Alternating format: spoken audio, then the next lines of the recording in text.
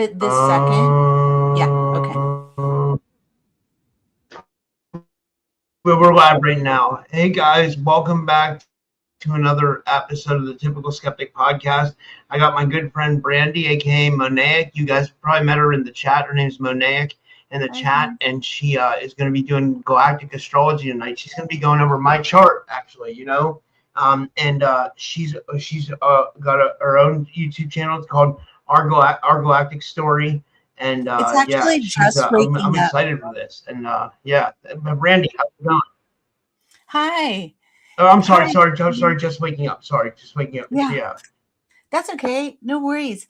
Can you hear me okay? I've got my mic over here. Can you hear me? Yeah, I can hear you good. Okay, super. Hi, I just want to say thank you so much for having me on tonight. I'm wildly nervous and really excited to share with you um, some of the things. I've been exploring your charts lately. I study galactic astrology. It's not my, I'm a farmer by trade. I was a farmer for over 30 years. And so galactic astrology is new to me. As of about 4 years ago, I became certified in galactic astrology and quantum soul guidance with Julia Balaz. Super cool, so fun, incredible amount of information and data that just came in. And as I learned about all these stars and how they land in our charts, it really validated some of my own experiences or my own memories in other lifetimes. And I'll give you one example of this validation is that Sirius is all over, or is it strong in my chart? And it's funny because Sirius, Yeah. the Dogon came from Sirius, and supposedly cannabis came from Sirius, from beings from Sirius. That's what the Dogon people say. So Wow. anyway, there's all this cool stuff that really um, validated these charts. And so tonight, I just want to kind of have fun and more than anything, just kind of explore your charts with you. I've created some slides to go over, and what I'm presenting to you is something for you to have and inspire you to go explore and learn about the stars that are in your charts and kind of catalyze your own journey into looking up at the stars and how they're influencing our lives. So, yeah, with that, should I start sharing my Yeah. screen? Yeah, what I'm going to say to everybody is a way to merge the Rumble and YouTube chat so you guys can see what I'm seeing on StreamYard is I put the chat up on the main screen so you guys can see the chats coming in from Rumble and YouTube. So now the people on YouTube can chat with the people on Rumble, and the people from Rumble can chat with the people on YouTube. You just have to pay attention to the screen, this main screen here. Where you see the chats on the screen as compared to the YouTube chat. Yeah, and then you'll be able to see the comments from Rumble too, guys. And yeah, and that, yeah, and yeah. But no, I'm so appreciative of you doing this. This is awesome. And yeah. So I know you're a UFC, right? Because you said your son is a UFC fan. Are you excited about the fights tomorrow? Yeah, a little bit. I am. I was listening to you and Raw talk about them. I am, and I would love, I'll go off on a tangent a little bit, but the White House fights, to me, given everything I know, it was just so trippy just to see the players that were escorting and standing next to the fighters as they went up into the ring. And it was almost like there were certain gentlemen. This is a tangent, Rob. This has nothing to do with your charts. But yes, I am excited. And would love to have a conversation with you about what you saw when watching the White House fights, because there were so many things in there that it just looked like there was a lot of like nefarious players. surrounding the event, if you will, and like almost holding space for, I don't know. I'm going to go off if I start talking about that, but it was a trip, but I had fun watching it. I do think it was a little bit of a show, but no, you're right. I think you're absolutely right. yeah. Like there were these guys that were lined up as like when they came in and met with their coaches or their people and they were greasing them up, there were those lines of men that were standing right behind them. And I just was like kind of weirded out with those individuals. Again, this has nothing to do with your galactic astrology, but yeah, it was a trip. And then they would follow and escort the fighter up into the ring, and just the way that and where they were standing, it was almost like they were, I don't know, I just feel like they were looshy, like, and I, not to, be weird about it, but it was apparent and so obvious to me when I was watching that. So if you watch it back, just notice the men that are standing there as they're preparing him to go in. And then as soon as the fight was done, one of these gentlemen came in prior to their team. It was a trip. And then and I'm not talking about the men that escorted them down. Those were actually, servicemen, men who served, escorting him down from the White House to the but yeah, I am looking forward to watching it tomorrow. It's a curious thing. And the White House fights that was just a production. It was such a production. But those are my thoughts on it. Yeah, absolutely. It was. Yeah, that's cool. Tomorrow's Conor McGregor. Tomorrow's Conor McGregor, so it should be a huge. I'm gonna try to get my shows done early tomorrow. Because I want to watch the fights myself. But like, I think I have stuff scheduled. I gotta see. Yeah, but it'd be fun to watch him live on your show. Yeah,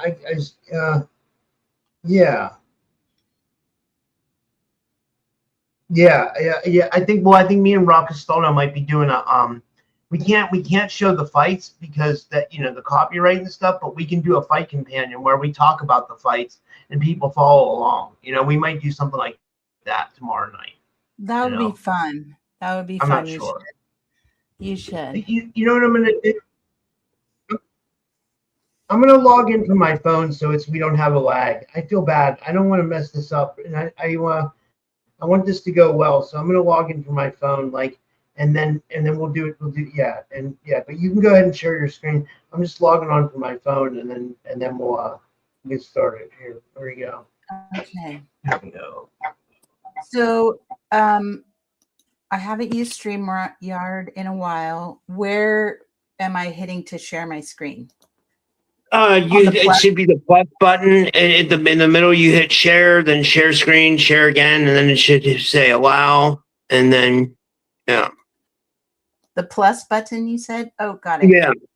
Share screen. Yeah. And you want to do entire screen. Roger that. And then it's gonna make sure it's gonna ask you. It's gonna say to hit allow. You have to make sure you allow it. And then it should pop up at the bottom if it shares correctly, and then I'll add it. There it did. It just popped up. So I'll add it to the stage. Okay. And so right now we're just looking at us on StreamYard, but that's okay. Because we can switch. Yeah.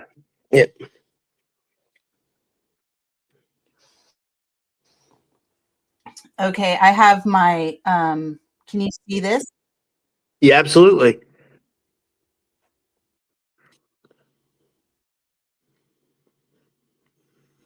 Maybe I should do this from outside too, because this is going to be. Can you see what I'm looking at now? Yeah.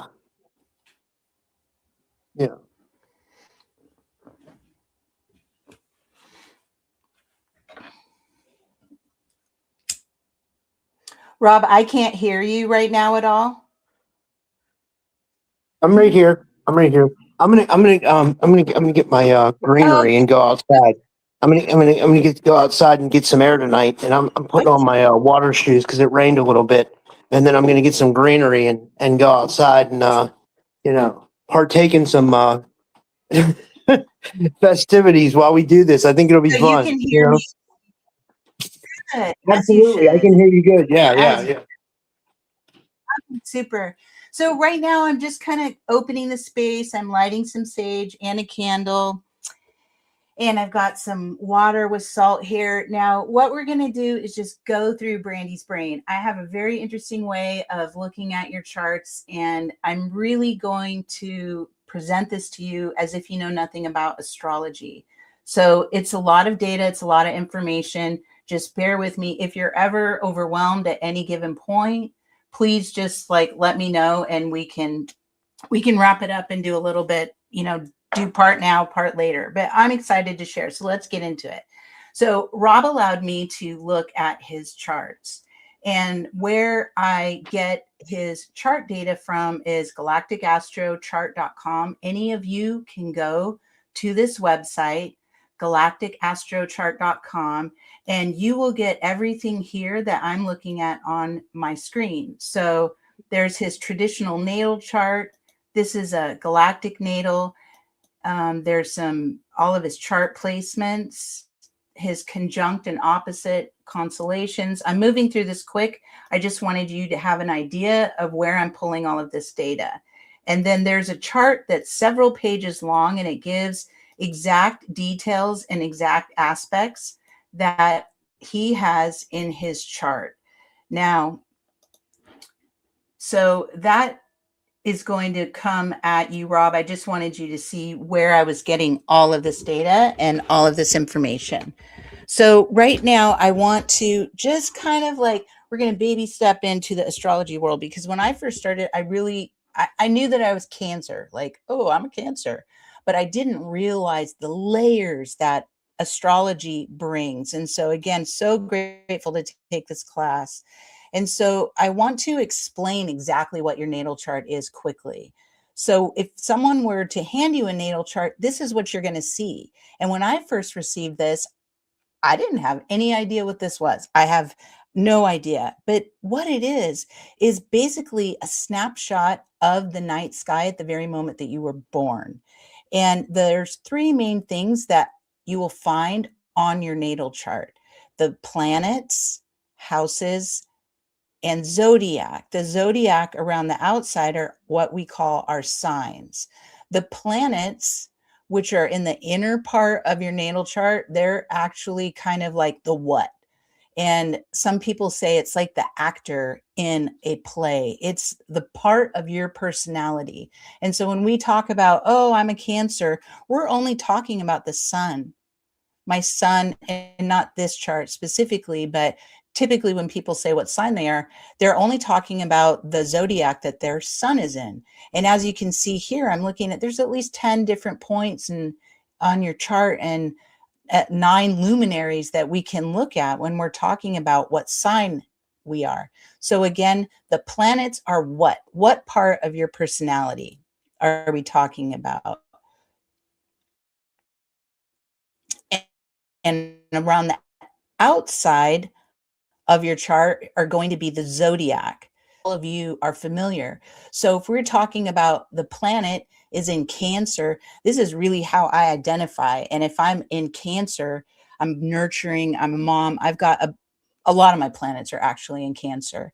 And so you kind of begin to create a formula, if you will. The chart is also divided up into multiple sections. These are called houses, and that's basically what area of your life that the planet and zodiac is funneling in. Like, where is my sun located? It's in my first house. So it's like straight up how I identify. So I just identify as. Mhm. Rahu, Did you? Vedic astrology in a way. I'm sorry. Can you repeat that? Does this ever go by? Does this chart go by Rahu and Ketu? I know Vedic astrology goes by Rahu and Ketu. I think or do you know what I'm talking So about? Yes, I do. And this is what I'm presenting to you right now is like a traditional Western astrology. It's Oh, not this is Hindu cool. astrology, which adds another layer of amazingness. Like both or both schools of astrology or both types of astrology are valid, and like it's incredible. So this is what we would call traditional Western astrology, not Yeah. not Vedic astrology. Yeah. And so with all of everything you just mentioned, the planet and the zodiac and the houses, the way that it works is if this is you on the earth, wherever you are looking straight up at the sky and then straight up through Taurus, you can see how now we're beginning to see the placement of when and where, or where from the point that you were born. This is how they create your natal chart. I just wanted you to have a little bit of a foundational understanding of what astrology is and what your natal chart is. Yeah. So, this is Rob's natal chart. And so, with everything that I've learned in astrology, there's certain things that just jump out at me. And every single planet we could take time and go over and get valuable, useful tools and information about you and things that can help guide and assist you in understanding who you are. But that would take a long time. I really wanted to drive home a few things that stood out for me when I was looking at your chart. And for me, it's this first house. You can see your first house is just loaded with Mars, what's called Black Lilith, and Saturn. And so those kind of create a little bit of intensity, and it's in your first house, which is how you identify. So, for the sake of the Western astrology, I'm going to move through this very quickly. I've written up some amazing things for you regarding these alignments, but I did want to address that and take note of that. And so, again, Rob's Mars is in his first house. So the way that I create these little key expressions for each planet, and the Mars is like the warrior in you, that person, what motivates you, your deepest passions, like what pulls you into charging forward. It's a really powerful planet. And so Virgo, I've written up some things here, what each of those mean individually, and then I put it all together for you to read later, Rob. But because I want to get into the galactic astrology, I just want to point this out. This is going to be emailed and you can go over everything. But the Virgo is very powerful for you, I think, to kind of get to know and understand in this life.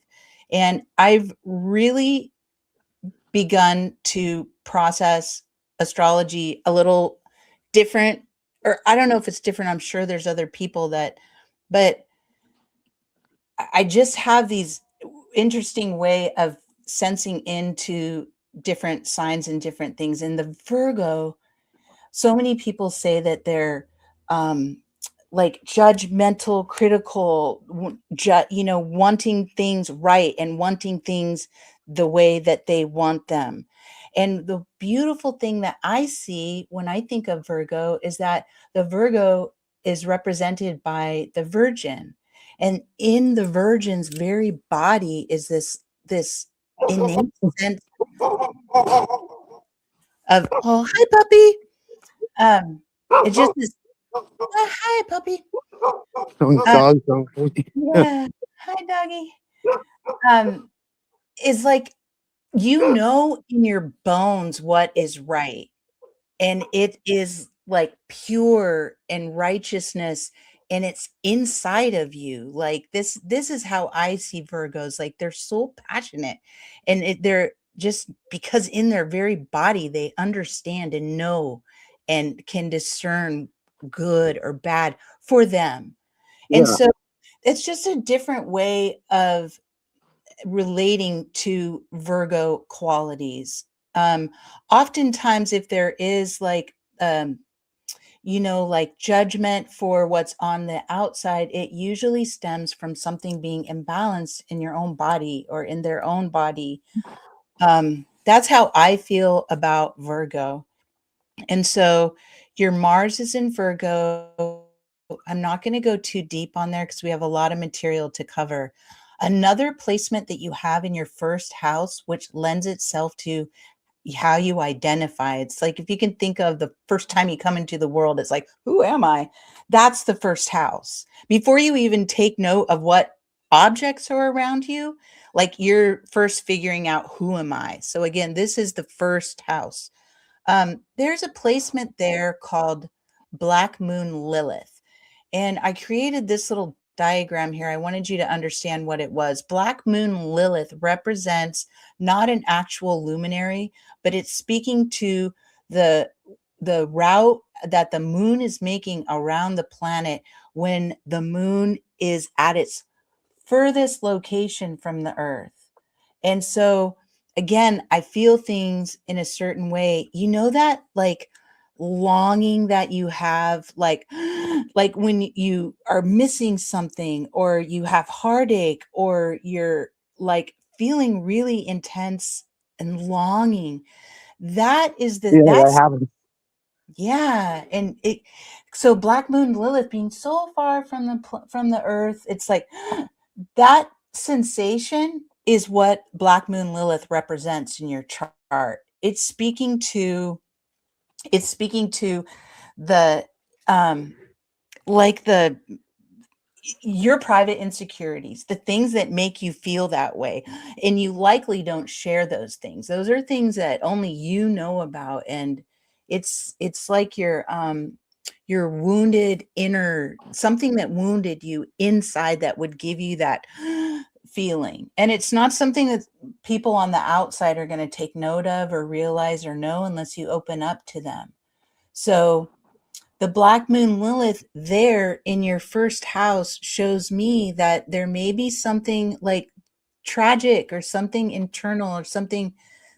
And Rob, if you want me to not share what I'm seeing or feeling about this, because this, please let me know and we can like No, it's move on. fine. It's fine. Yeah, no, it's good stuff. Okay, because I'm just gonna like just this is just what I saw. And that it's the Virgo there. So the Virgo is kind of how you're expressing your Black Moon Lilith. And so I just feel, and it felt like it was some deep work that you are going to be moving through as far as how you identify and how you show up into the world. There's something really intense inside that you need to transcend and metabolize, and that it can be beautiful. I'm not saying any of this to like intimidate you, but I'm saying like, ooh, make sure to reach in and really deal with those things that are inside of you that need to be healed so that you can show up in this like beautiful healed way for yourself. So again, here's a little bit individually I wrote up what each Black Moon Lilith means, what Virgo means, what first house means. And then this is just some things I put together. Like when you put them all together, this is a little bit more detailed data regarding what I just discussed. So let's move along. The other planet, again, which brings intensity, which is in your first house, is Saturn. And Saturn is this like big teacher. It's like rigid structure, better do this. Saturn speaks to like being responsible, making the plans. And it's like this great teacher is what we normally kind of, or how I see Saturn as being.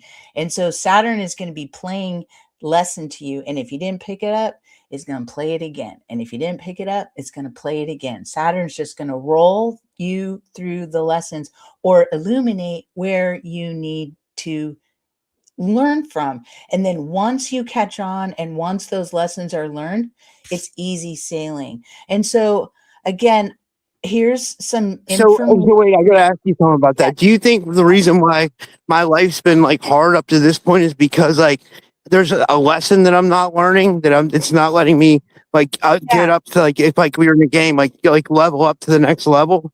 Yep, I do. And I'm going to speak to that as we move along because this is actually, I do. And what I'm showing you right now is just like your psychology, your personality, your human, like how your humans receiving and interpreting and and feeling about that.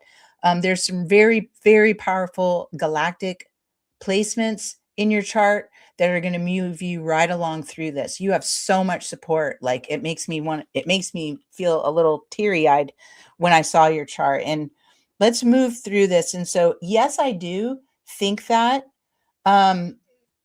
I was going to save this for the end, but just to answer your question, whenever we are faced with a security breach, if you will, regardless of what kind it is, it's an opportunity for you to fortify your human. And I say fortify your human if we're speaking about spiritual, if we're talking spiritual. Like for me, when this is a tangent, I'll go off on tangent, but when you told me that someone got in your house and broke your thing, the first thing I wanted to do, if I was there with you, I would have went and bought you new locks. I would have went and bought you like security camera. Like I don't mess around. I've had things like that. It's weird. Like I usually have a camera running. I have a camera, but I didn't turn it on that day because I thought I was only leaving for like 4 or 5 hours. So I was like, oh. I said, what's going to happen in 4 or 5 hours? And something did happen. Wow. You know, that's just it's like, I'm just sorry that happened. And I know that when those things happen, it feels like you feel, because I've had things happen. I've had people enter my home multiple times throughout my life. I'll tell you, oh, sorry. Go ahead. I was just gonna say I'm not counting out the fact that it could have been the heat. It could have been like Anchor Haven remote muted, and she thought that someone was sending me information, like the CIA was sending something. So like my computer responded with protections that I have set up, and like it cracked the screen. But I'm also not out. I'm not putting out the heat. Like E2. Like it could have been like the heat, or because we were going through a major heat wave. I don't know. I'm open to anything. You know what I mean? Yeah. But sorry, I didn't mean to interrupt you. What were you going to say? No, I was just going to say, I think that was it a little bit. I'll go just that, I believed you, and I'm sorry that happened. And when things like that happen, there are always just opportunities again, just to fortify. And I love what Anchor Haven said too. I like that. I like the way that's good. Yeah. Huh. Just the fact that it could have been a result of something protecting you from somebody accessing remotely your device.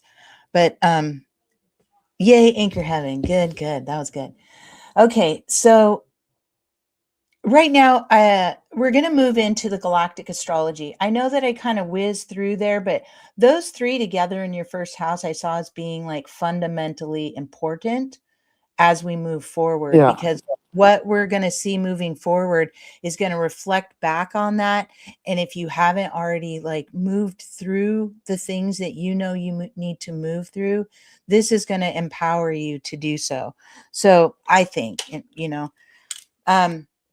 so just real quick, I want to give you, traditional Western astrology is giving us insight and tools to analyze and reflect on our psychology in our human body here on Earth. Galactic astrology is kind of being able to see, depending on where these fixed stars are, there's like 88 constellations that we'll look at, or that I reflect on.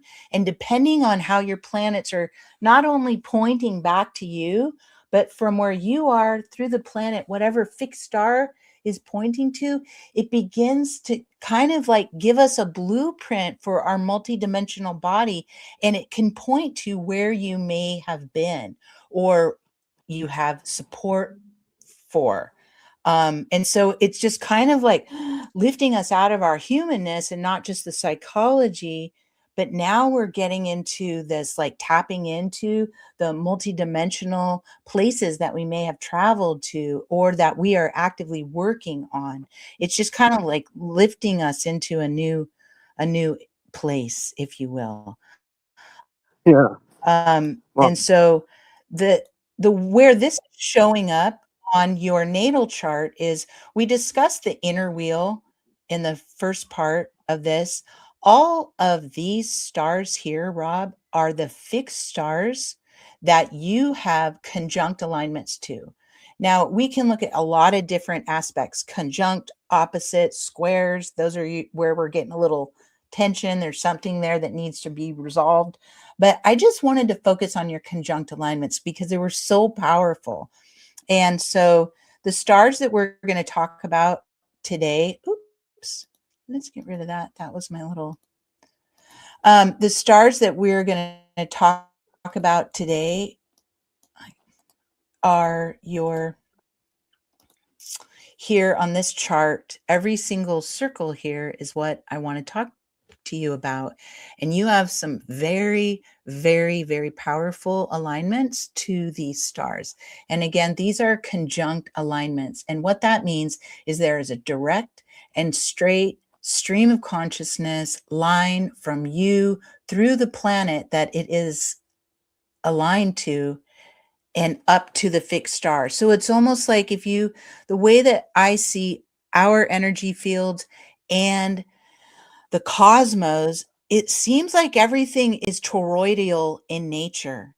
And so when I have a conjunct alignment or you have these conjunct alignments, it's the center. It's creating that straight line in between you and, again, the fixed star. I know I'm repeating myself, but I'm just trying to give you a visual of how profound these conjunct alignments are. And again, if I haven't already said it, it is when you have conjunct, it's an indication that you've had some type of physical incarnation or experience in that star system. And so you can see here you have, yeah. So what the stars you're looking at right now, if this resonates with you, and I'm going to give you a lot of information so you can go and explore these stars yourself. Yeah, But it's hard for me to see right now because I'm on my phone. You know, this is coming over to you, Rob. And this is something that, I mean, I hope you can hold on for years from now, and you may look back and be like, oh my God, Aldebaran. And you'll see here what I'm going to. By the way, thank you so much for doing this. I hope a lot of people sign up and like want to get these. And guys, like, but while we're doing, you know, we can do this periodically. But tell people how they can find you, Brandy. Like, so in case they want to get one of these done for themselves, because people can see how detailed you are. I mean, guys, if you get one of these from Brandy, it's going to be amazing. Look how absolutely detailed she is. I mean, she went into so much detail, and she did this just as a friend for me. So imagine like, if you would get one professionally from her, like, which this is also, but like you, I mean, like, it's going to be amazing. So how can people get a hold of you? Like, so I'm at www.ourgalacticstory.com. Our Galactic Story. Because this is our galactic story, guys. And Rob, I did this for you because I watch you all the flipping time, and I don't always have money to provide. I'm likely we're like in unison with where we are financially, but I just wanted to give something sweet to you. You're so amazing. You're an amazing soul, an amazing individual, and I just wanted, I was very curious what was in your charts. And so as soon as I saw it, I was like, oh, no wonder. So it all makes sense. You're so supported, Rob. And I just love you to pieces. And I appreciate you and everything that you do. oh wow, thanks. That means a lot. That really does. You know, for real. Yay. Like that's like wow. I can't believe that. Yeah. Wow. Thank you. Yeah. Good. You're welcome. It's a pleasure, and thank you for what you do. So absolutely. so we're going to talk about all these briefly. I'm going to run through it, hang on, pay attention. And if you have questions, let me know. So one of the first most powerful placements I saw was this super galactic center, and it is not a star. It is actually a black hole. And I gave a presentation about black holes in January. It's on my YouTube channel, which is just waking up. And I highly recommend going and checking it out if any of this is interesting. Now, the nature of a black hole is that, again, I think that a black hole is the center of the cosmic region in which it's activating and pulling things into. It's pulling all of these cosmic locations into itself. And at the very center of a black hole, it creates, Barry Littleton has incredible, wonderful information. He's how I learned about these MACOs, which are magnetic, eternal, collapsing objects. And that is what is at the very pinnacle and center of a black hole. And these MACOs are actually creating a holographic record of all that moves through it. And I think that these MACOs and those holographic records are actually the true location of Akashic records. And so when someone has one of these super cosmic points, in this case, you have the super galactic center in their chart, it enables them almost instant access to the records and all experiences that are found within, again, that cosmic region. So it also, I'll loop back around to this. So this knowing, this understanding, this stream of consciousness coming from the super galactic center is aligning to your Saturn, which is the great cosmic teacher, and your first house. And again, it's in the Virgo. And so I think this is just like a not so gentle reminder to you of your abilities, your capabilities, your insights that you have already existing in your system, in your body, in your biology, in your multidimensional field. You have so much access to the divine. Like, you have access. I'm going to loop back around to what it will mean for that. But again, you have access that you may not realize that you have yet. Maybe looking outside of yourself for people to access the data and the information that you actually have no problem accessing.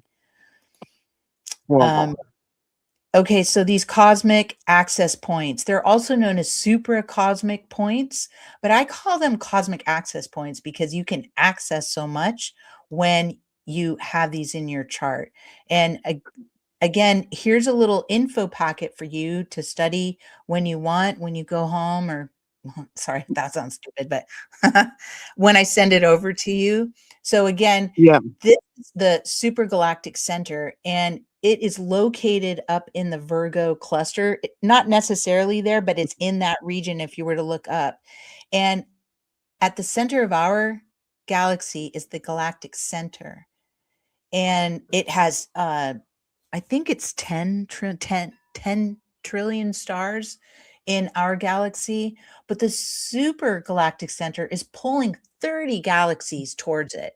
And so it's pulling so much. It's so powerful.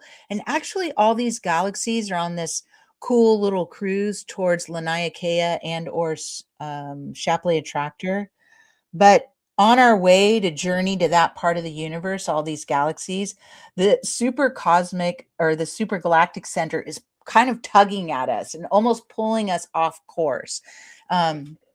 It's kind of just an interesting way of acknowledging the super galactic center.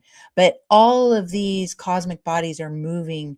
We're all moving. It's like this giant amoeba of celestial beauty. That's how I see the universe. So here's some very cool images of the super galactic center. All of the images, I think this is the only page I've done so far, but all of these. Gerald Clark. I was a big follower of Gerald Clark before he died, and he wrote books on the Anunnaki and stuff, but he was also into like every conspiracy, and he said like his theory was the reason why so many people were going to be waking up, and he said this back in like 2017, was he said that we were headed for like the galactic center of the Milky Way. And he said once like Earth was like in position near this, he thought it was going to send a mass amount of energy onto the planet. And when it sent this mass amount of energy onto the planet, that it was literally going to possibly evolve humans to a next level of existence. Yes. I agree. So the galactic center kind of represents when, and as far as humans go, it will represent our initial connection to the divine. And so any frequency and or streams of consciousness coming from the galactic center is our initial connection as we pull out of our physical bodies and begin to connect with the divine. And then the super Wow. galactic center, it is kind of pulling us to authentically and genuinely pull and lift out of like what's the word I'm looking for, the like when you there's a term, polar bi not bipolar, but that division when it's, oh my gosh, I can't believe this word just totally escaped me. I think I have it written on a slide ahead, but it's kind of calling us to polarity. Yeah, it's calling us to evolve past these polarizing ideas and ways of being. And so the super galactic center has the Orion system in it, has Andromeda, it has Lyran. Like the super galactic center is pulling all celestial bodies that we are familiar with into its core. And so it's an opportunity to transcend any like any the word karma doesn't sit right with me all the time, although I use it. But I look at karma as not being, if you do this to me, I'm going to do that to you. Or it's more of like the lessons, the experiences, and and and how we are evolving out of these traumatic experiences. The super galactic center gives us information and wisdom and insight on how to transcend not only our life, the polarizing events that happen in our life, but also the polarizing traumatic events that we may carry in our soul's memory from other star systems. And so if you have this, like we're able, because a lot of times people realize like, oh, I was like the Orion Wars, the Procyon Wars, or not disvalidating their memory and their reaction to those memories, but we have the opportunity to metabolize. I use that word a lot, but we have the opportunity to transcend even those soul memories so that our soul becomes healed. We're not the experiences that we have on this planet. We're not the experiences that we've had in other places. We are our soul, and we deserve to be healed and be at peace and evolve and continue on this journey. I see that humans sometimes get stuck in the dramas of even what happened, like mentioned, like in lie rewards, and they begin to have an attachment to those incidents or what happened in Procyon or what happened on this life or in that life. And they begin to identify with those experiences. But those were opportunities for our soul to experience and keep moving. Like there's more, there's so much more than even what we think we know, you know? Yeah, So absolutely. that's how I Yeah. feel like super galactic center, it kind of like fuels that. It's like, yo, let's look at this and let's see what it is and let's move through it and let's keep going. That's Yeah, absolutely. that's that's how I feel. So those are images. Oh, one thing I was going to mention is all of these images that are free. You get this. If you hit it, it's going to link you to some of these go to NASA, and so you can look more closely at the image. Some of them go to the ESA. So all of these images of the Supergalactic Center are links to other pages where I got the image from. And Yeah. so if you are standing outside and you want to know like where the supergalactic center is, you're going to look towards the Virgo constellation, and it's right above the Virgo constellation. There's like a cluster of galaxies actually right there, which supergalactic center is probably like tugging them all into her. But this is where it will be if you are standing outside and you want to look for the supergalactic center. And again, just to kind of recap on the Supergalactic Center, I'm just going to read this in case I missed something. But the galactic soul experience realized within the area of the supercluster. So I mentioned that it's an opportunity to, or I mentioned that there was like, it's kind of like an Akashic record is located there. And so if you wanted to tap into experiences that you had within the region of the Supergalactic Center, to include Orion, Lyra, the Taurus constellation, which houses Aldebaran, all of the stars that you have in your chart, if you were to meditate when a planet is transiting or just kind of connect, I feel like you would be able to access those experiences or memories because it's holding that holographic record of everything moving towards it.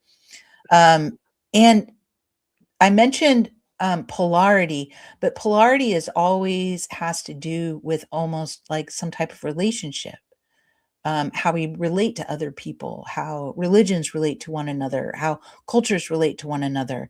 And so these polarizing experiences, again, you have the ability to, I said here, mastery of relation through embodiment of peace.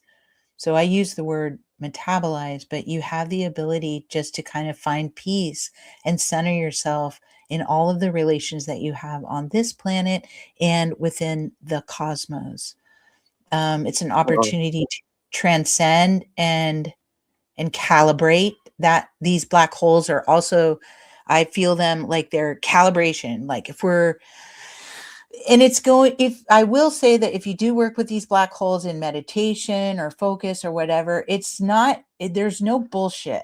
Like it's kind Yeah. of like it, like don't do it unless you're ready for what, to deal with it. That's kind of how the black holes work. Like you be ready to work it out. And I mentioned this evolution from polarity and duality. So that is a black hole that you had in your chart. Another, as we look at other placements that you have, we're going to talk about these points. Oops, let me go back here on your chart. And they're not actual luminaries, meaning they're not actual planets, but they're points on your chart, just like that black moon Lilith. It wasn't talking about the moon, but a point on the moon's orbit. Your lunar nodes also are something that we pay attention to in both astrology and galactic astrology. And the lunar nodes have to do with the north and south intersection of the moon's crossing the sun's orbit. And your lunar nodes are right here. And you have the star Regulus, which is in the Leo constellation. I also just wanted to point it out here. It's the same thing. We're going to skip that one.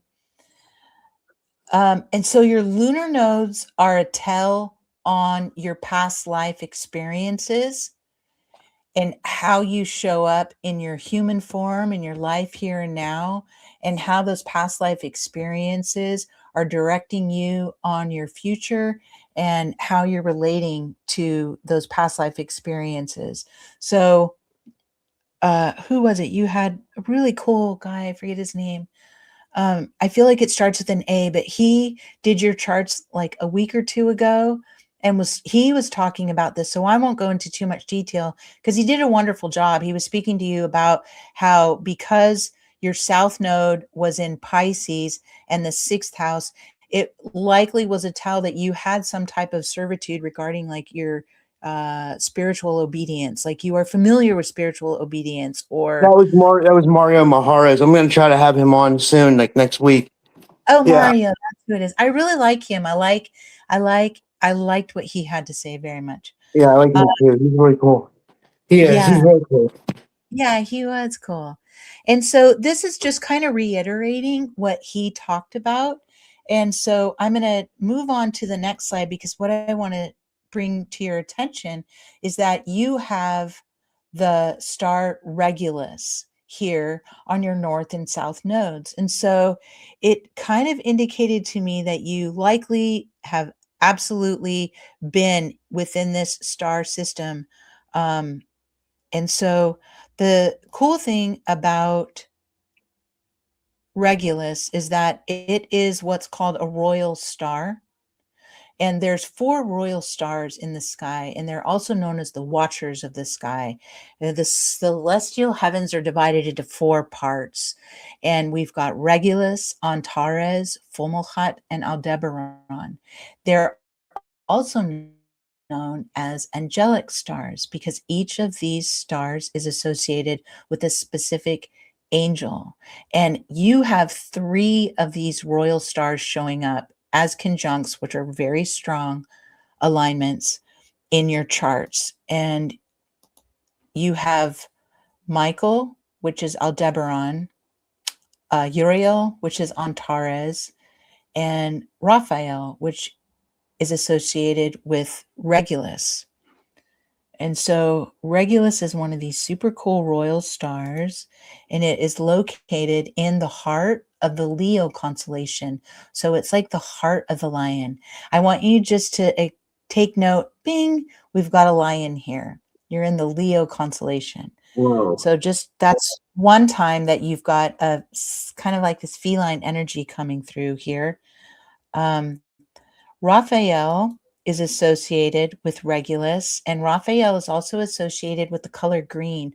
I want to kind of point out here that the angels, I think, are, I see them as being light reflection and angles of light.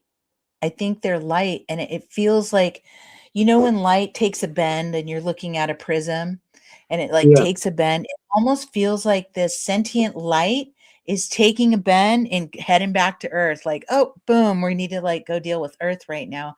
And that angle of its turn and moving towards Earth is where the spectrum of light that it is shining.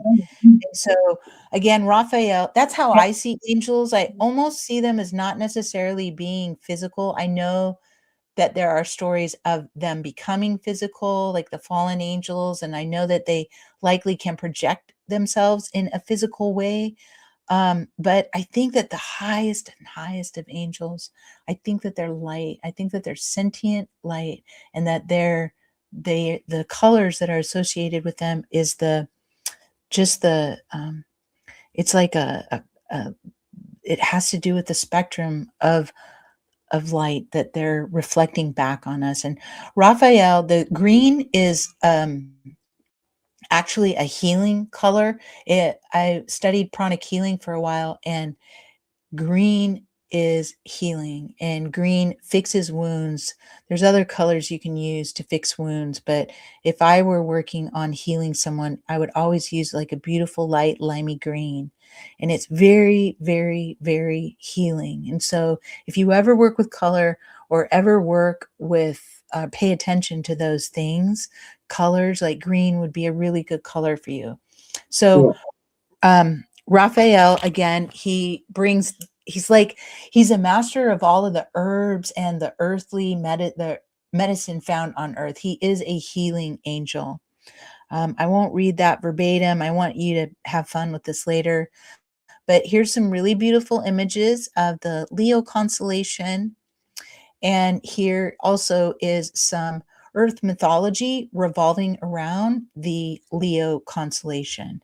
And the Leo constellation was noted in both Greece, ancient Egypt, and Mesopotamia.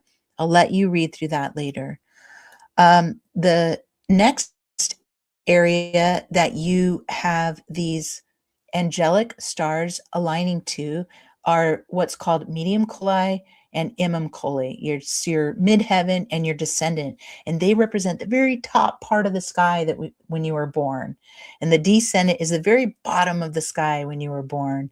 And the very top part, that's going to kind of show like, what do you want to achieve, your public life, and the descendant has to do with your past, like where do you come from.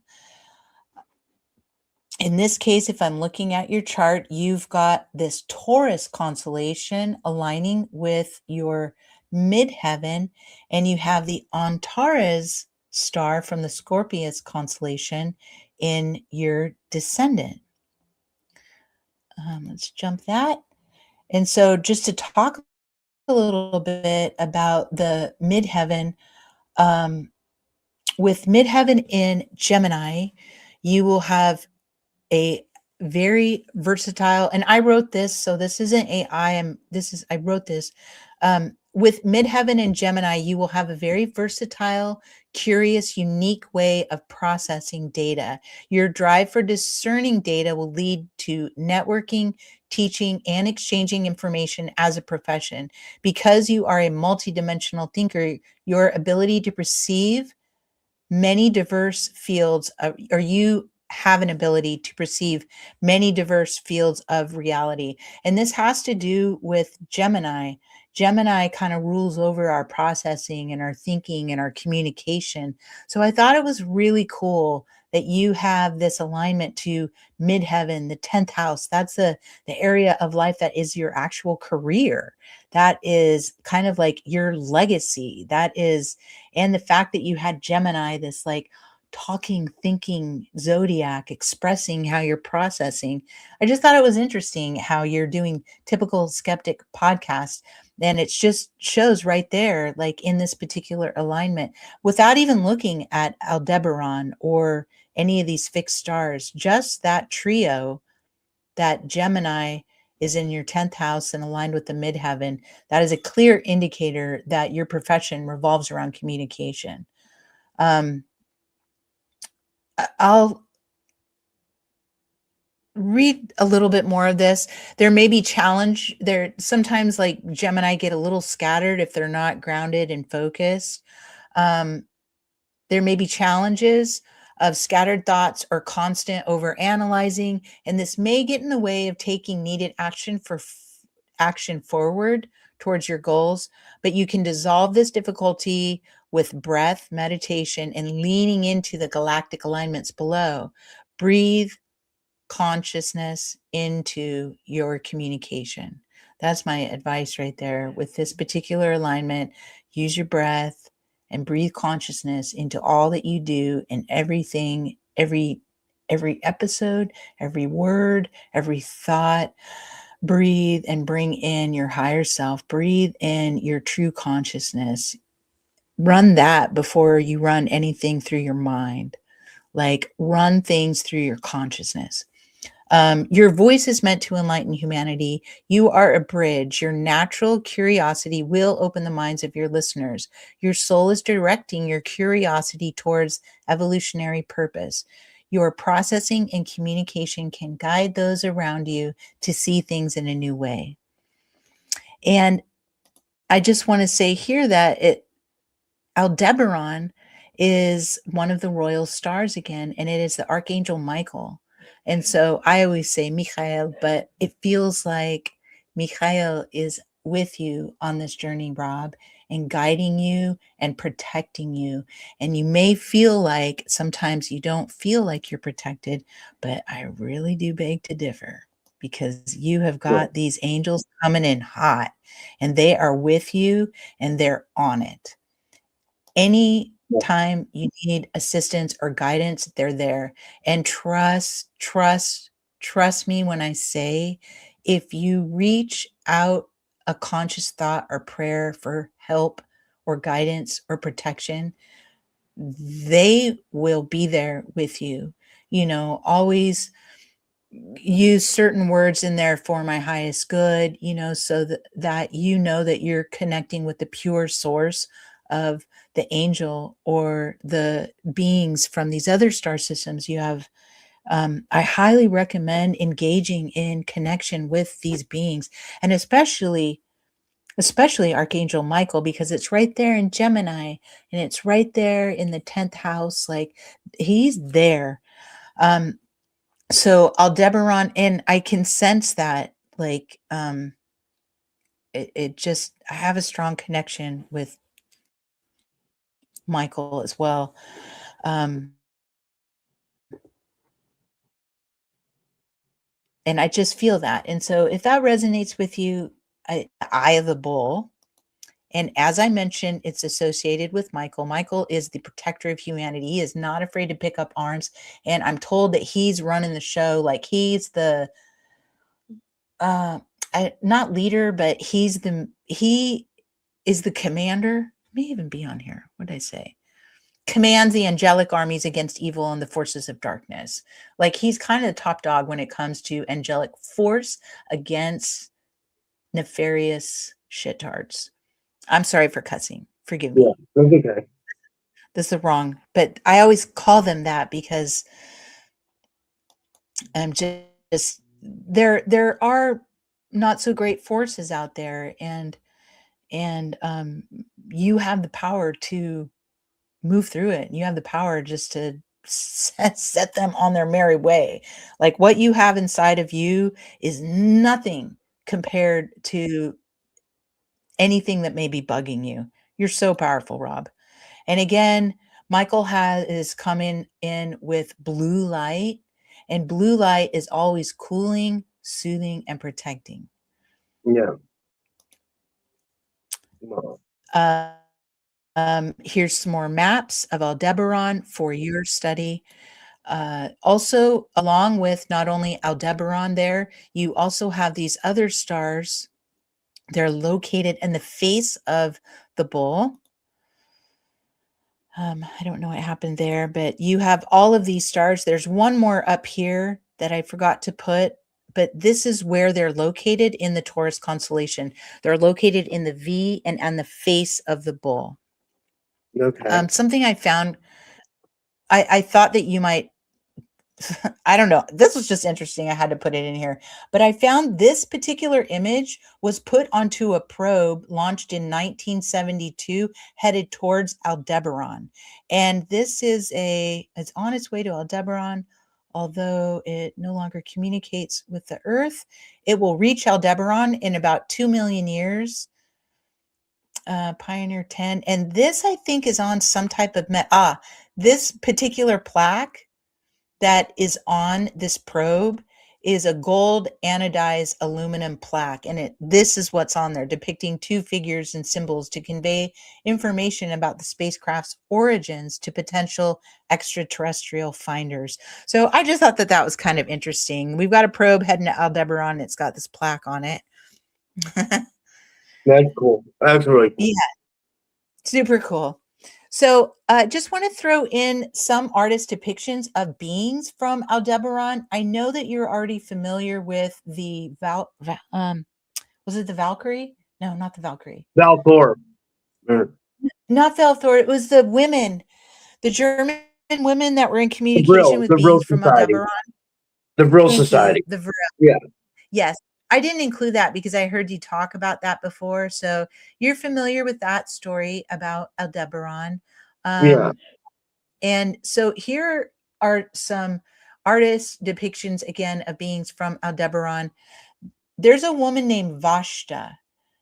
And if you go to vashta.com, I'm going to put a link on this. So if you hit it, she makes some really incredible art. These two images on the left are from her, and these are commissioned pieces. So people have contacted her before AI, for the most part. This is before AI was a big thing and you could create these images yourself, but she would create these images for clients. And if you go to her website, she has a description of who these beings were as described by her clients. And so not only is the image amazing, but another thing that's amazing is like the little story that you get when you go to her site. And again, it's Vashta, VASHATA.com. Super cool. What I found fascinating here, so we can say I can't believe she made those images without AI. It's like that. Holy shit, that's really good. Computer design, you know. It may have been AI, but these were out before AI was taking off. So maybe she had some program. She likely uses AI now. To be honest, I don't know what she does now, but these were made. These are old images. These aren't newer images, but she does continue to do commissioned work. And so one thing I thought was fascinating here is that she has record of people, and not just here, somewhere else, I don't remember, but I have heard of other people reflecting on lion beings being in Aldebaran. So that again, I thought was pretty fascinating. Wow. The star that is on the bottom of your natal chart is Antares, which also is a royal star. I'm going to move quickly here now, Rob. So just for I time was gonna say restraints. we can go a little bit longer, but we can always do a part two too. You know what I mean? If you want to, you can come back on. I love having you on. I don't mind, and we can talk about other stuff too. I would love to get through this, and then we can do another one where I can answer your questions. And I'm going to Okay. move quickly now because I just want to get this over to you so you can look at it. Yeah, and thank you so much again. This was amazing. Yeah, I had fun doing this. It put I was just like, oh yeah, that makes sense. So Antares is another royal star. So it's affiliated with one of the angels. It's in the Scorpius constellation. And it's affiliated with Uriel, she's hanging out in the west. And she kind of is the angel of light, and also is very protective of humanity. But again, light brings in data and information, and so she'll bring in like insights and ideas. And I'll let you read that. Here's some more images of Uriel that you can look at.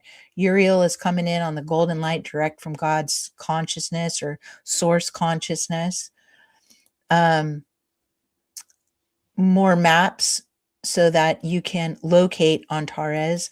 I wanted to show you this, which is super cool. Antares is the location of a stargate, and that stargate goes from Antares to the Andromedan galaxy. I've heard multiple people, not just coming from one source, but multiple people speak of Antares as being a stargate and there's a wormhole there going over to Andromeda. So Antares is flipping humongous. So if you look here at this, our sun is that little tiny speck of dust at the bottom left. That's Antares. And so it's huge. Antares is humongous. Also, when people speak of mantis beings, a lot of people, it's believed that there are many mantis beings in Antares. And they're kind of like regulating the Stargate there. And I've heard that Arcturians are helping humans and our souls with the emotional evolution needed in order to move through the Ontarian Stargate. Whoa, where is the Ontarian Stargate located? Do we know? In Antares. Oh, okay, okay. But is there a connection here? Do you think somewhere? Oh, wait. I guess any I see Stargate what you're can be a saying. connection. Like there can be I guess any Stargate can be a connection to another Stargate. You just have to know how to portal through it, or like how to maneuver a Stargate. I guess you know what I mean. I don't know how Stargates are set up, but that would be cool if that's how they work. Like if you could just be like, say you're here in Pennsylvania and you want to like go to the Stargate in Abadan, Iran. Like, and you could just, if you figure out the coordinates, you can just teleport to it, you know? Yeah. I think that's how it probably is, most likely, you know?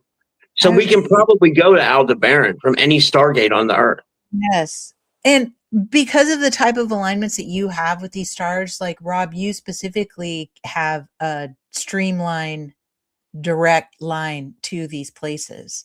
Like if anybody can get to the Ontarian Stargate, it would be you because of the type of alignment that you have. Wow. It's conjunct, and it's like literally a straight line through the bottom of your chart going straight to Antares. And so it just gives you special access, if you will. You may have an easier time getting to these places and to these fields of consciousness because of how it's showing up in your chart. Wow. Yeah, super cool. So multiple people have described them as looking like this. I created this right here. I've seen one time. It was giant and white and fuzzy. And beings come in when I'm doing people's charts, and it's kind of like I don't know. I just have like a connection, and I connected with someone with you on one of the stars. We're almost to, and they have very clear message for or wanted me to tell you stuff. So I want to get to that. And so I'm bouncing around here. There are some like this is coming from I've referenced Elena Denon here. She's created images about certain beings from certain star systems. I am clear and aware of um, some of the discrepancies, or I don't want to speak ill of anyone, but Yeah. I can appreciate data. I don't like when people start telling me about this and like telling me, like I don't think we need implants in our heads to be talking to people. I don't. Yeah. Um, and I don't have anything good or bad to say. I don't know her. But I appreciate data. And if her data is cross-referenced with some book in Russia, to me, that's a point that I can likely rely on. No, If her I've been, like I actually, I haven't been critical of her at all, but some people that have come on my show have been critical about her, but I've always tried to be nice to her. And like, she sees this. I think she got a lot of things right, to be honest with you, me too. I think she's just, whatever, I don't want to comment on anything else. I just, Yeah, I good. don't want to, yeah. Yeah, so she's on a good one doing her thing, and some of these are she has a drawing of a being. This is called Negumak, and it looks just like the one of the characters from Independence Day. So that's why I brought this in. So there are some nefarious, like they're kind of intense. They're called Negumak. Those are from the Ontarian system as well. I haven't researched the planets. These images came from her book, and I really liked these. I love this. It's like a light being. It almost looks a little mantis-like as well. And she also spoke of there being humanoids coming from the Ontarian system as well. That's So I just wanted beautiful. you to have, yeah, I just wanted you to have that Brandy, there. this is amazing. I can't believe you did all this. This is insane. Holy shit. I feel like I just go crazy pants on this because it fascinates me. I'm just so in love with the stars up there, Rob, and I'm so in love with my life here. And just when it just, I just love it. I love the future that we're heading into right now so much. And so I feel like it's important to have an awareness of this galactic, Yeah. like what the heck's going on out there? Are they influencing us? I'm not sure. So now I think so. Um, you had some real strong alignments that indicate where you may have been just before coming into Earth. And when we're looking at where was I most recently, we're going to look at the sun, moon, and ascendant. And if you look here, oh, I didn't circle it. Right here on the bottom right, you have 3 stars down here. You have 2 aligning with the sun and 1 aligning with Mercury, but these are all Lyran connections. You have the stars Sulafat, you have the Ring Nebula, which is, I don't know if my green screen is working right now, but that's why I put this behind me. This is the Ring Nebula, and this also is like a Stargate and an access transportation point. And there's stories that that's why the Sakaar attacked the Lyra is to gain access to the Ring Nebula. So the 2 stars that are aligning are your sun, or to your sun, are Solifat and again the Ring Nebula. It's showing up in your 5th house, and it's got the flavor of Capricorn. So not only can we look at the sun in the 5th house and you being a Capricorn, but the flavor of that also gives clues to the type of life that you may have had in Solifat or on planets in the Solifat system. So it's almost like where your sun is showing up here in your natal chart, you're Capricorn and you're in this 5th house. And so that just shows me that like you probably I would guess that you had a career in something creative and something innovative and something that brought you absolute pure joy. That is how I would interpret just your sun, Capricorn, in the 5th house. And then if you add the layer of galactic lifetimes or galactic experience, now you may have had a similar experience within the Solafat system. And so you could have been and had some type of profession there where you were teaching art or working with sound or working with things that brought you absolute joy there. And so it's just kind of our natal charts is kind of in mirroring the type of experience, I'm repeating myself now, that you may have had within the Solafat system.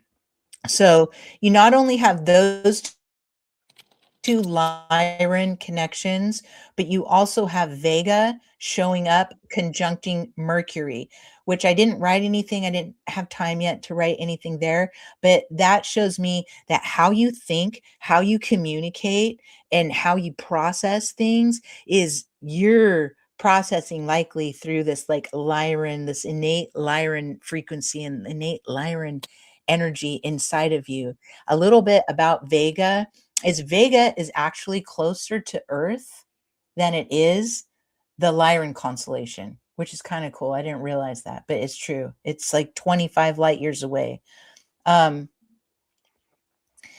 Vega supposedly was one of the first and of many stops for the refugees that fled Lyra when they were invaded by Sakaar. So that's one story too. Take all of this with a grain of salt and really sink into yourself and connect and see how that resonates with you about that. But the Lyran the Vega is home to some ancient Lyran humanoids. I created some images. Again, just more maps of the Lyran constellation. I want to point out that Lyra is a harp.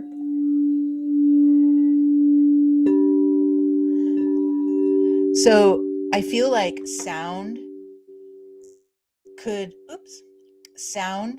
for you would be really, really good and really kind of help you to dissolve or kind of shake up anything that may be causing you imbalance. Like, don't forget about sound. And because sound can penetrate the space in between your cells, and sound can move things that are in between your cells and the density that we may feel here in this life. And so I just think that that's fascinating that Lyra is represented by a harp and has a layer of sound to it. Here's some data and information about all of the stars in Lyra I also included some information about the planetary system in Kepler 62, which doesn't show up in your charts, but is in Lyra. Here's a picture of the Lyran Nebula, the Ring Nebula, which is just so pretty. Like sometimes you can just meditate on that and it just, that's just pretty. That is really pretty. Amazing. Yeah, it really is. Let's see what I got here. More pictures of the Ring Nebula for you to look at and explore. They're linked back to both NASA and ESA. I wanted to include some mythology around the Lyran constellation. This was really cool. I thought it was neat. It's associated with Brahma Muhurtam, which is the energy that shows up at dawn or dusk, is associated, like that has a certain consciousness to it that comes through. We've only got 4 more slides, Rob. Again, Brandy, I just want to say this was incredibly detailed. I mean, I wish everybody in the audience could give you a round of applause right now. Guys, put some clapping hands in the chat for Brandy, guys. This was amazing. Like, this was you really did a bang up job for real. Like, this was amazing. You really did an amazing job. Thank you. It's for you. I was inspired by you. This is all Rob here. So here's some mythology about the harp, which is really cool. It's I won't read that right now, but you should read it. It's cool. And I am strongly connected to Lion. These beings came forth to me before I even knew what Lyrans were.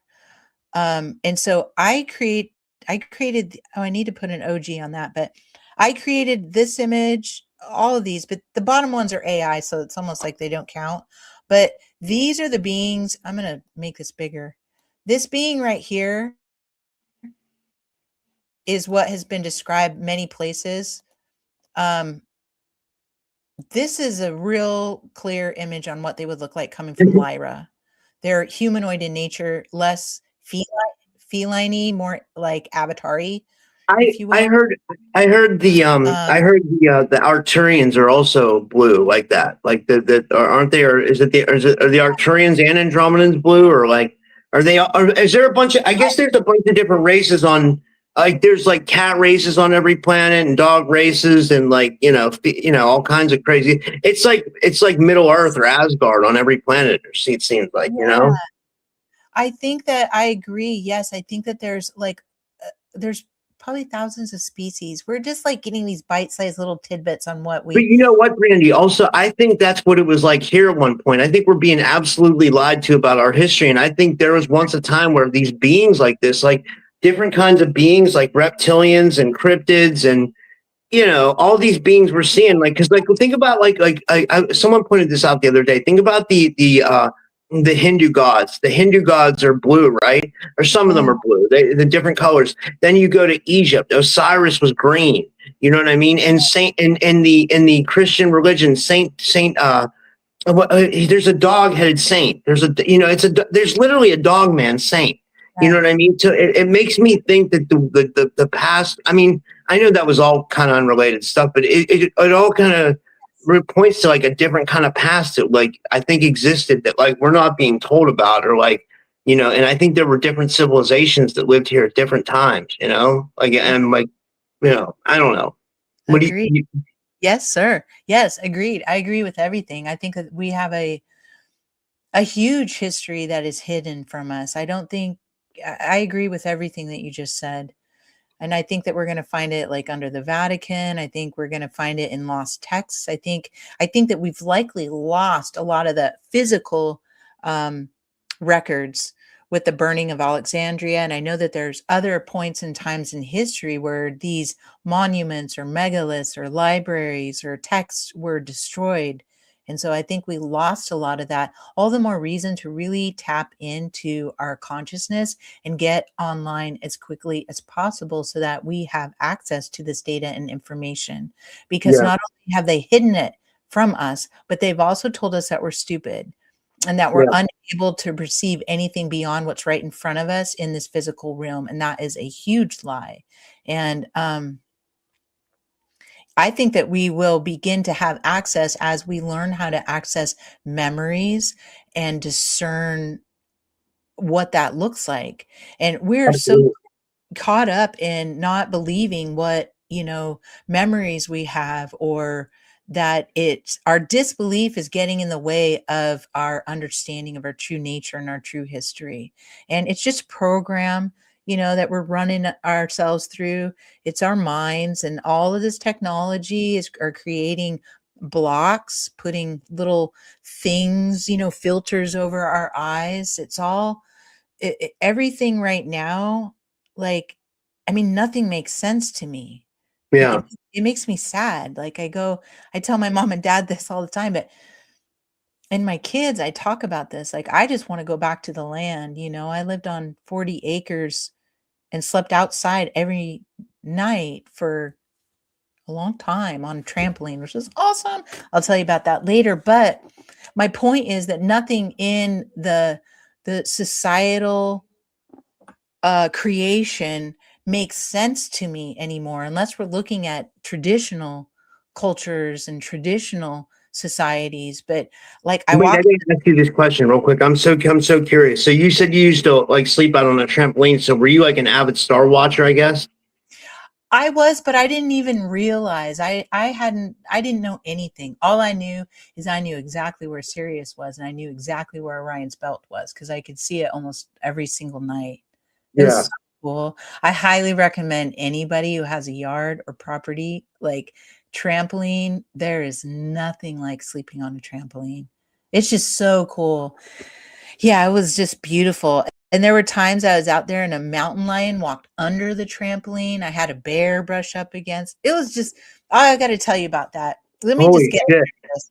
So fun. That was when I was out on the farm. I was like overlooking all my crops. It was just so cool. Whoa. How big of a farm did you have?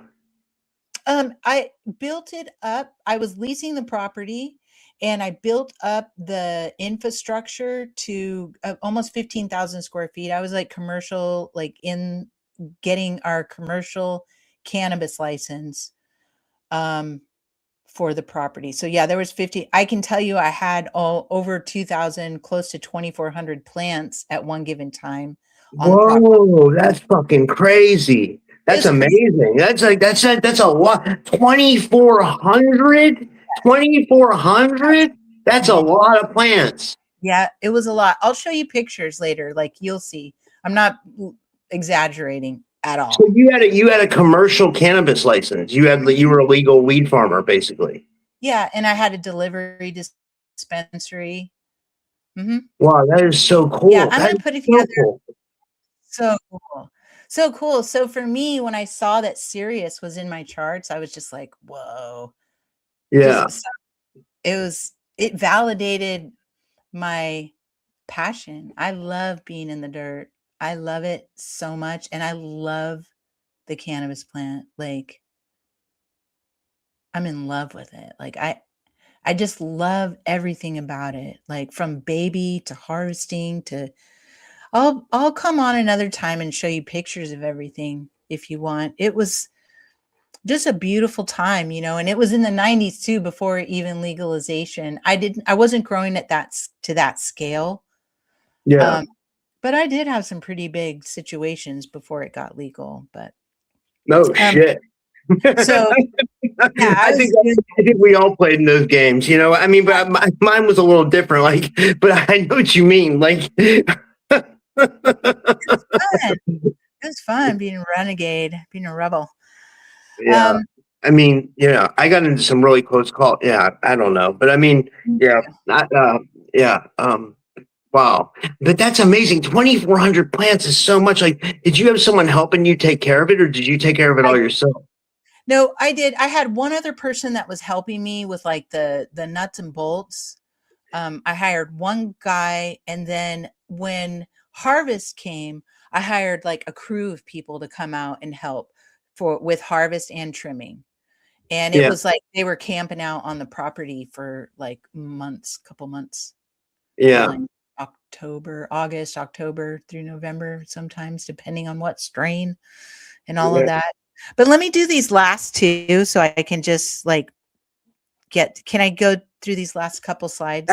Absolutely, yeah, absolutely. I want you to finish strong. Yeah, that's great. So I wanted to show you this. This I created. It's not AI generated. It's kind of like layered up. This and this, like this is how I see the Lyran beings. Like they definitely have like these human-like features to them. There's Um, being inside their eyes. Like like you can see like a guy on each side of his eyes. You see mhm, what I mean? Like there's like you can see beings inside his eyes. yeah, I Or just at least love that's this. what I can say. I just smoked weed, but I, Good. I, um, so So there's that. I wanted you to see those because I have a story for you real quick. And at the end, again, these are just links for you. If you're into starseed data and information, my teacher for Galactic Astrology, these are two super cool videos she created. And these are all links again to that Vashta's art. And this wasn't Lyran, but these two are Lyran. Let me get this bigger. So again, not only are there known lion beings there or feline beings, but there are these like they're like Nordic looking, quote unquote. Yeah. That word I just don't like using because it's so vague. It's like, okay, Nordic. Um,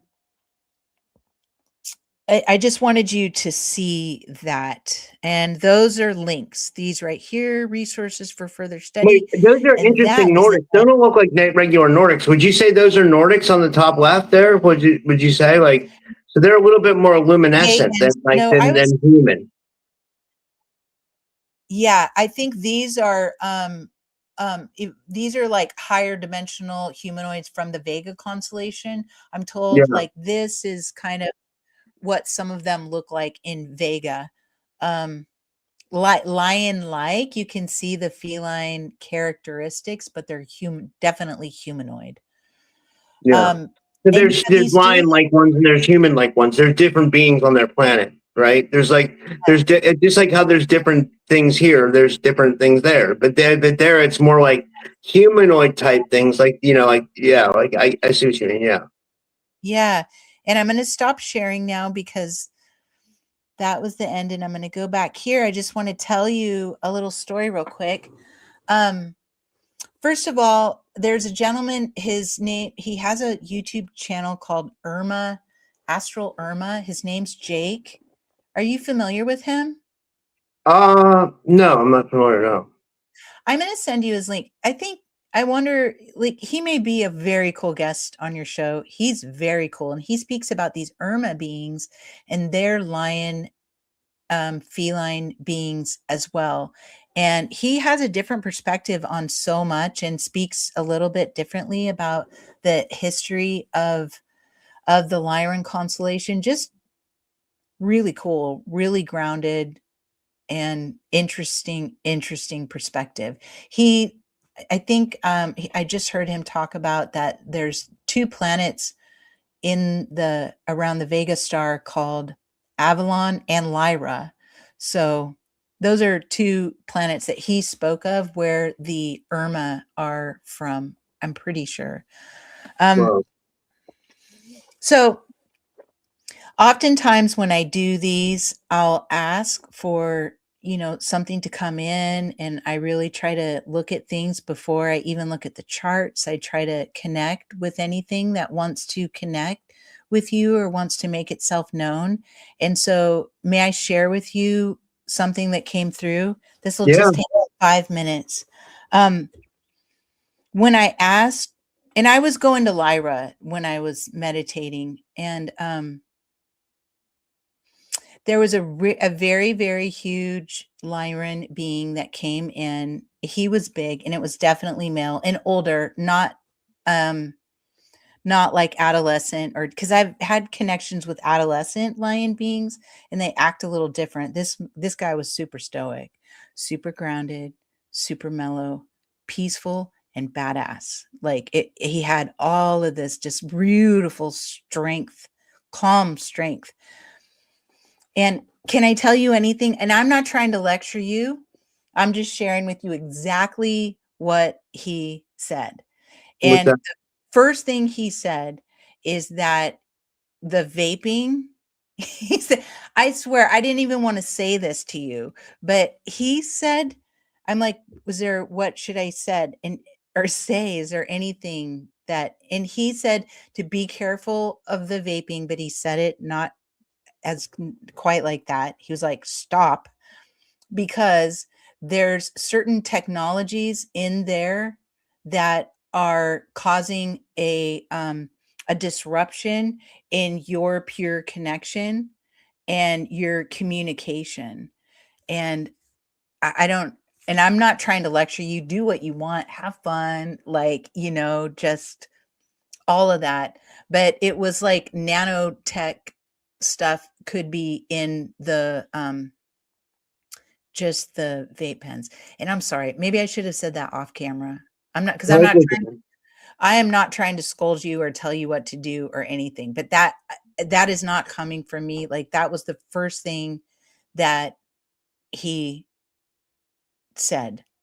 Like, and it was a little like authoritative. So Sorry about that, Rob. Maybe I should have saved that for after. No, that's okay. I'm sorry.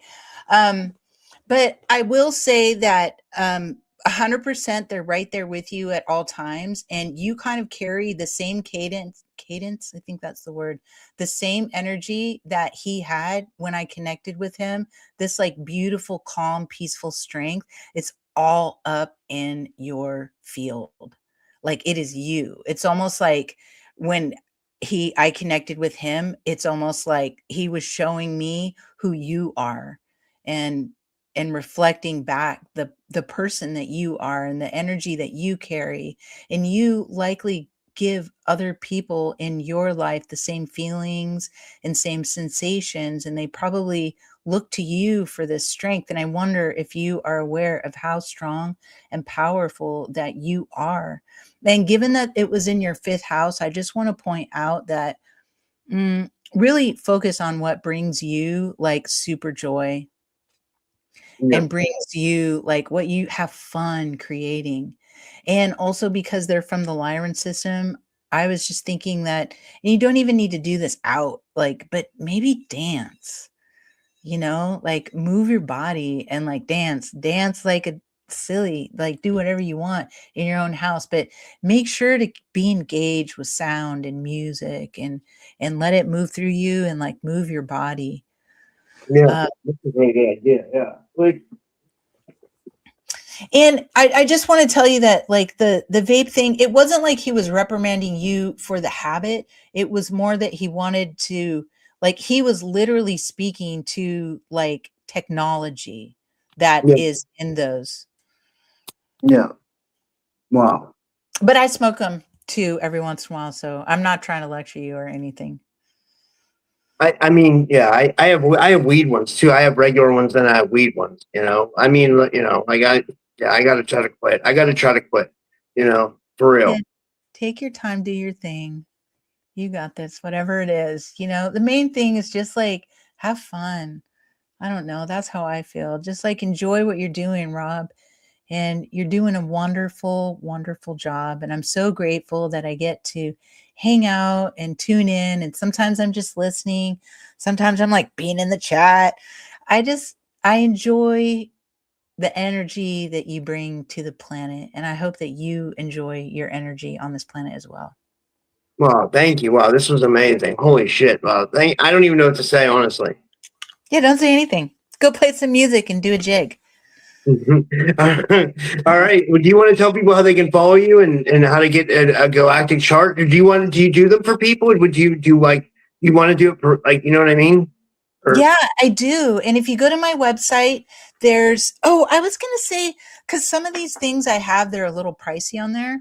But if they, I won't, I will put a coupon code. But if you email me at ourgalacticstory@gmail and let me know that you heard about me on Rob's show, I'll give you guys like 50% off. And that's a big lot. That's amazing. Holy shit. That's really amazing. So yeah, take advantage of that, guys. You really should. Yeah. Wow. Well, thank you, Brandy. And yeah, thank you everybody for tuning in tonight. And I'll be back tomorrow, guys. Good night, guys. Thanks. Bye.